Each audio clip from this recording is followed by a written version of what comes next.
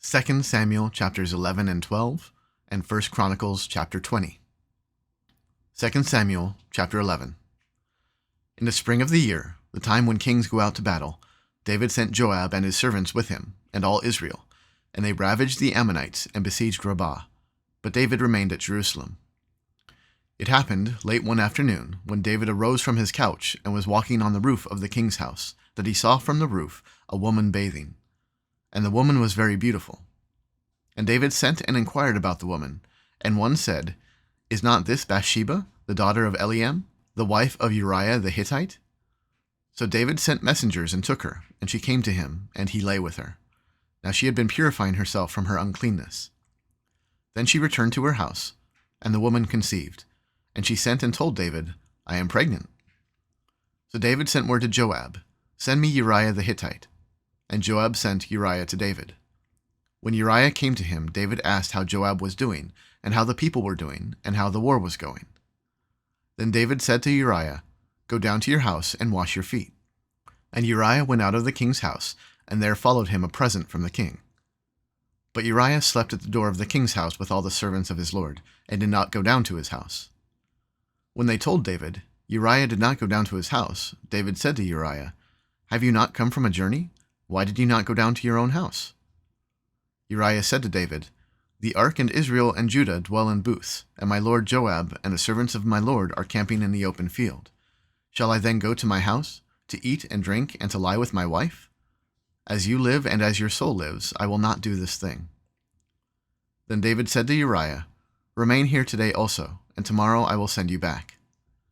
So Uriah remained in Jerusalem that day and the next.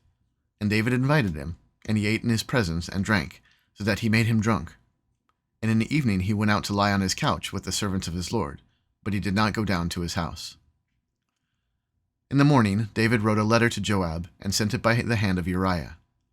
In the letter he wrote, "Set Uriah in the forefront of the hardest fighting, and then draw back from him, that he may be struck down and die." And as Joab was besieging the city, he assigned Uriah to the place where he knew where there were valiant men. And the men of the city came out and fought with Joab. And some of the servants of David among the people fell. Uriah the Hittite also died. Then Joab sent and told David all the news about the fighting. And he instructed the messenger, "When you have finished telling all the news about the fighting to the king, then if the king's anger rises, and if he says to you, 'Why did you go so near the city to fight? Did you not know that they would shoot from the wall? Who killed Abimelech, the son of Jerubbaal? Did not a woman cast an upper millstone on him from the wall, so that he died at Thebez? Why did you go so near the wall?' Then you shall say, 'Your servant Uriah the Hittite is dead also.'" So the messenger went and came and told David all that Joab had sent him to tell. The messenger said to David, "The men gained an advantage over us and came out against us in the field, but we drove them back to the entrance of the gate. Then the archers shot at your servants from the wall. Some of the king's servants are dead, and your servant Uriah the Hittite is dead also." David said to the messenger, "Thus shall you say to Joab, 'Do not let this matter displease you, for the sword devours now one and now another. Strengthen your attack against the city and overthrow it, and encourage him.'" When the wife of Uriah heard that Uriah her husband was dead, she lamented over her husband. And when the mourning was over, David sent and brought her to his house, and she became his wife and bore him a son. But the thing that David had done displeased the Lord. Chapter 12. And the Lord sent Nathan to David.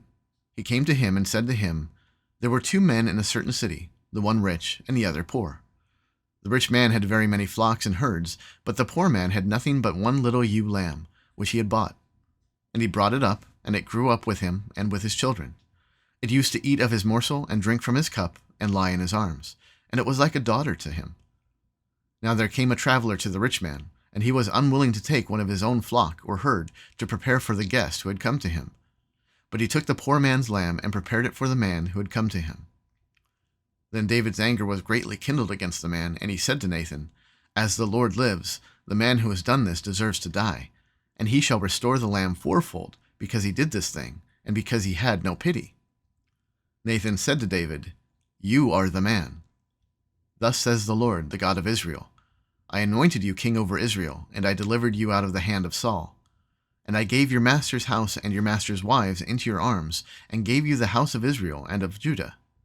And if this were too little, I would add to you as much more. Why have you despised the word of the Lord, to do what is evil in his sight?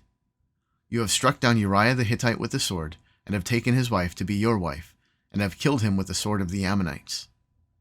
Now therefore the sword shall never depart from your house, because you have despised me, and have taken the wife of Uriah the Hittite to be your wife. Thus says the Lord, Behold, I will raise up evil against you out of your own house, and I will take your wives before your eyes, and give them to your neighbor, and he shall lie with your wives in the sight of this sun. For you did it secretly, but I will do this thing before all Israel and before the sun. David said to Nathan, I have sinned against the Lord. And Nathan said to David, The Lord also has put away your sin. You shall not die. Nevertheless, because of this deed, you have utterly scorned the Lord. The child who is born to you shall die. Then Nathan went to his house. And the Lord afflicted the child that Uriah's wife bore to David, and he became sick. David therefore sought God on behalf of the child, and David fasted and went in, and lay all night on the ground. And the elders of his house stood beside him, to raise him from the ground, but he would not, nor did he eat food with them. On the 7th day, the child died. And the servants of David were afraid to tell him that the child was dead, for they said, Behold, while the child was yet alive, we spoke to him, and he did not listen to us. How then can we say to him that the child is dead? He may do himself some harm. But when David saw that his servants were whispering together, David understood that the child was dead. And David said to his servants, Is the child dead? They said, He is. Then David arose from the earth, and washed and anointed himself, and changed his clothes. And he went into the house of the Lord, and worshipped. He then went into his own house. And when he asked, they set food before him, and he ate. Then his servants said to him, What is this thing that you have done? You fasted and wept for the child while he was alive, but when the child died, you arose and ate food. He said, While the child was still alive, I fasted and wept, for I said, Who knows whether the Lord will be gracious to me, that the child may live? But now he is dead. Why should I fast? Can I bring him back again?